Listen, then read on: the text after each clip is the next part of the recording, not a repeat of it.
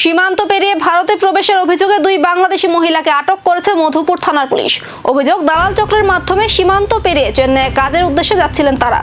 ভারতীয় দালালের সঙ্গে যোগাযোগের আগেই পুলিশের হাতে আটক হন এই দুই মহিলা।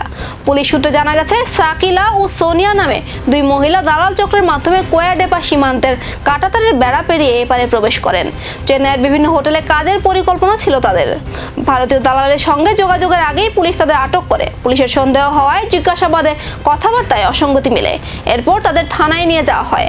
আটক শাকিলা খানুনের বাড়ি বাংলাদেশের বাগেরহাট জেলায়, অন্যদিকে সোনিয়া সুলতানার বাড়ি নড়াইল জেলায়।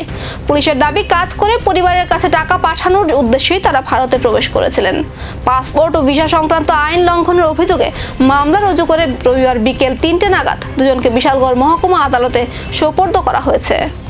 ঘটনা হলো কোয়াডেপা তালতলা থেকে দুজন বাংলাদেশি ধরা হয়েছে। ওদের এগেনস্টে আমরা একটা আজকে কেস নিয়েছি। কেস নিয়ে ওদেরকে কোর্টে ফরওয়ার্ড করছি। পুরুষ না মহিলা ছিল স্যার? ওরা দুজন মহিলা ছিল। তাদের বাড়ি কোথায় বলবেন? বাড়ি বাংলাদেশ। ওদের দুজনেই দুই জায়গাতে, একজনের হলো বেগেরহাট আর একজন নারিলের।